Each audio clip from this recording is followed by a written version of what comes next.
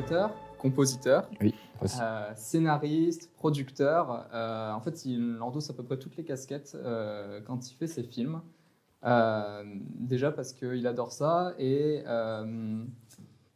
il a fait beaucoup de films à Hollywood, mais la plupart de ses films en fait sont un cinéma indépendant puisqu'il a eu une certaine période où ses films ont été des gros échecs en fait au box-office et ça a provoqué le fait que Hollywood ne voulait plus financer ses films malheureusement et en même temps il préférait quand même avoir un cinéma un peu plus indépendant. En fait, il disait lui-même que il aimait être en fait un peu un cinéma invisible.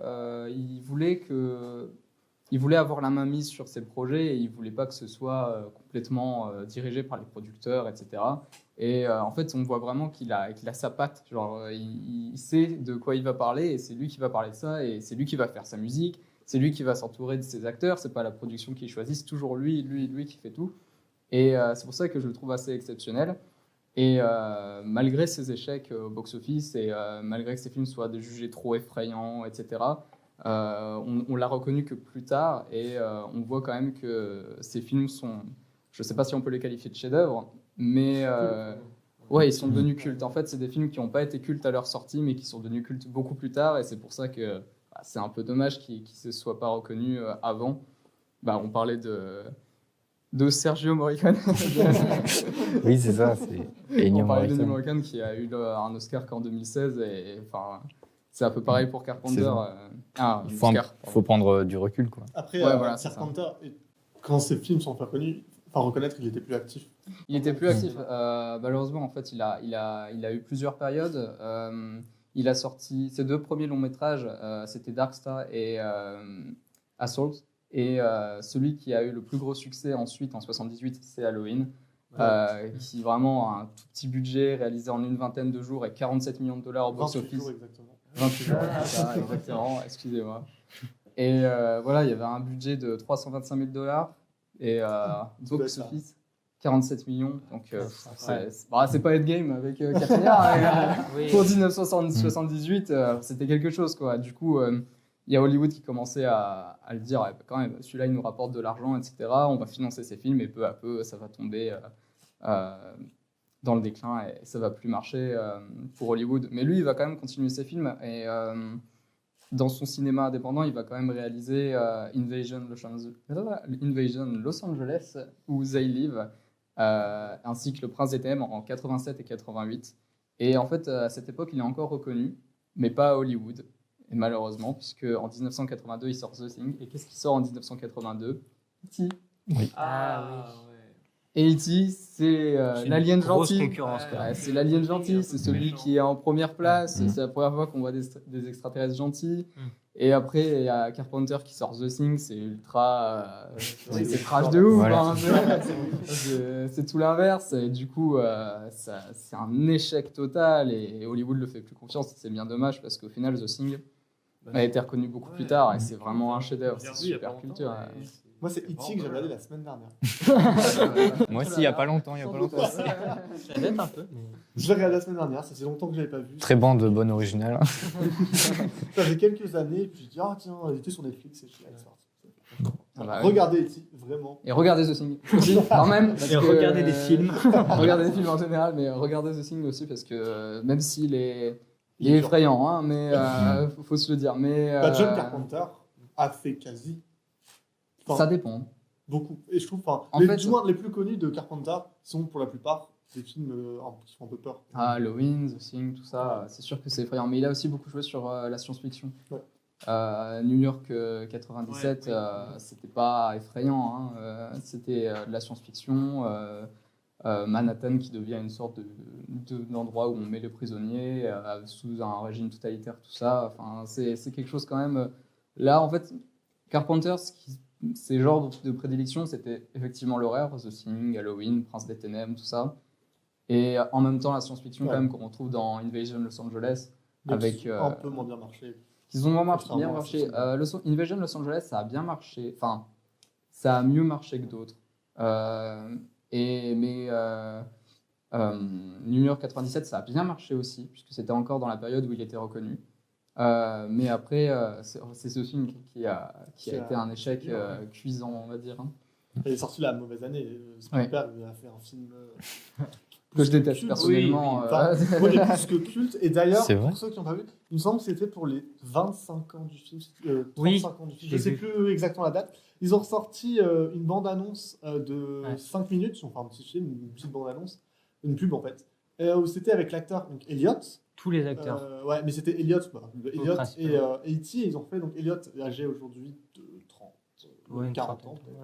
Et ils ont fait du coup une scène d'E.T., ils ont fait une suite d'E.T. entre guillemets de 5 minutes. Oui, quand il revient, c'est très bien, c'est très joli. C'est très bien fait. Très bien fait, très mignon. Et le but, c'était pas de faire que du commercial, pardon. Et c'était vraiment de faire un petit truc un peu émotionnel. Et franchement, ça passe vraiment bien. Ça a bien marché. Et si tu l'as pas vu, je te conseille sur YouTube. Par contre, est-ce que vous avez vu le casting quand ils ont recruté l'enfant? Oui, il s'est mis à pleurer comme ça, c'était impressionnant. Pour un enfant, ce qu'il fait. C'est pour ça qu'il a pris. Je connais pas son prénom. Du coup, les directeurs de casting, du coup, ils lui demandent de jouer un petit peu. Et il fait la scène finale, non? Oui, c'est comme ça. En fait, il dit qu'il veut pas qu'il prenne E.T. Voilà, c'est ça. Donc là, c'est à la fin. Ouais. Et en fait, il pleure et à la fin ils disent OK, kid, you got the job. Quoi. Bah oui. Ok, je vais regarder ça ce soir. Donc retournons à John Carpenter. Non, E.T. c'est bon, j'avais pas vu The Thing à l'époque parce que j'étais pas né, c'était une bonne raison. Mais E.T. je l'ai vu plus jeune que The Thing, heureusement d'ailleurs. Mais qu'est-ce qui m'énerve E.T. Donc c'est tout. Il est gentil, il est mignon. Non, il est mignon. Et d'ailleurs, il y a une scène, je sais pas, on va reparler d'E.T. Je sais pas si vous vous souvenez. T'as pas de chronique, donc t'essaies de te c'est ça. Sur l'année. Il a volé ma chronique. Non, mais du coup, à un moment, donc il y a Elliot qui est en classe, et puis il y a E.T. qui fouille, mais en fait, Elliot ressent ce que E.T. ressent. Pour ceux qui n'ont pas vu le film. Et donc en fait, E.T. cherche des trucs dans le frigo, il mange un peu n'importe quoi. À un moment, on voit qu'Elliot en classe, qui a la tête qui tourne, qui est pas bien. Et on comprend pas, mais on sait qu'il y avait des canettes de bière dans le frigo. Donc on comprend qu'en fait, E.T. s'est enfilé un petit pack de bière. Que du coup, Elliot est complètement arraché. Tant pis pour lui. Et tu voulais en venir où en fait? Pourquoi tu dis ça? C'est une anecdote. Ok, merci. Dans le Prince des Ténèbres, c'est pas la même chose. Et c'est bien le Prince des Ténèbres. Il faut le voir. Enfin, c'est effrayant. En fait, moi, devant les films de Carpenter, comme Halloween, tout ça, à l'époque, Halloween, ça fait peur. Tu vois, moi, je me pète une barre devant maintenant.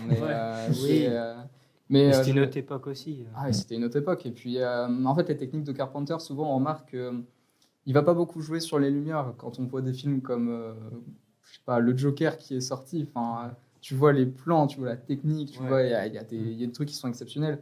John Carpenter, j'ai envie de dire, Invasion Los Angeles, tout ça, c'est le jour, c'est le jour, tu vois, genre, ou c'est la nuit, oui, c'est la nuit. C'est très naturel. Il joue sur des images qui sont assez secs, il fait beaucoup de travelling qui sont très lents. Il utilise beaucoup de cuts. Quand il va en montage, il va utiliser souvent des plans fixes ou des travelling lents. Donc, c'est pas vraiment.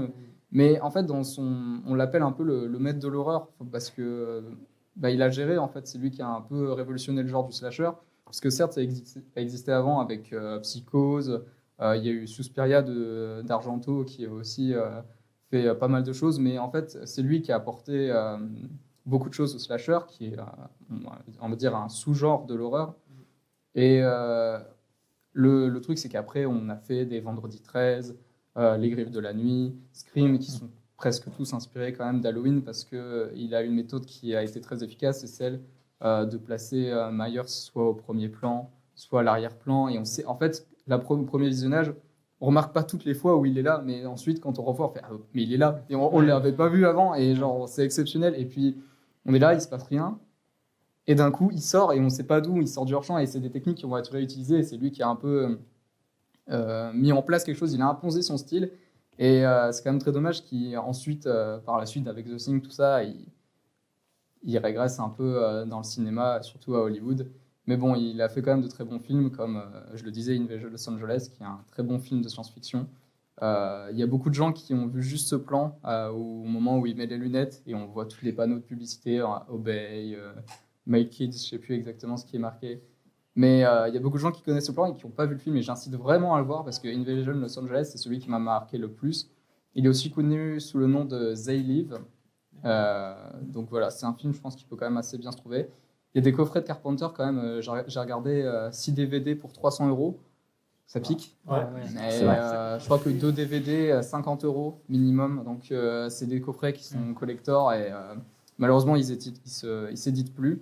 Mais s'il y a moyen, maintenant, on a des moyens de trouver les films. De regarder des films de John Carpenter. Amazon Prime, Disney+. Ah bah non. Salto. Salto, oui, Salto. Évidemment, Salto. Mais oui, voilà, je pense que c'est un réalisateur et compositeur, puisqu'il a réalisé les musiques presque de tous ses films, en fait. À part The Thing. Dommage, c'est celui qui a le moins le film. C'est pour ça. C'est pour ça. Mais en plus, contrairement, je disais à Ennio Morricone, il a une musique très minimaliste, mais qui va quand même impacter dans le film Halloween. Enfin, il y a plein de gens qui connaissent le thème, et par contre, ils n'ont jamais vu le film. Et du coup, après, je leur montre, parce que je suis comme ça.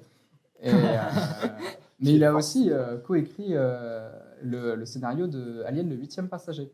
D'accord. Ok. Voilà. Et en fait, il a toujours été ancré dans la science-fiction et l'horreur. C'est 2 genres de prédiction, même s'il aimait beaucoup les westerns.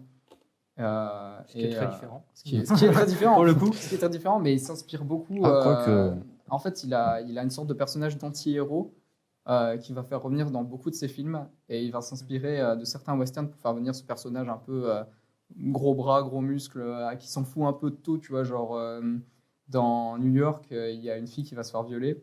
Et le personnage de Snake, il va rien faire, tu vois, genre, alors que dans plein de films, genre Avengers, tout ça, enfin, oh, direct, on va sauver. Enfin, c'est logique, tu vois, genre, normal qu'il faut aider. Mais, genre, il y a le personnage du anti-héros qui est présent dans les films de Carpenter et qui peut être présent dans les westerns.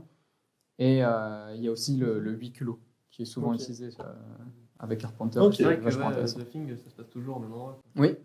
Pareil pour New York. Au final, New York, t'es dans Manhattan, c'est bloqué, tu peux plus partir. Il y a les murs de 15 mètres de haut.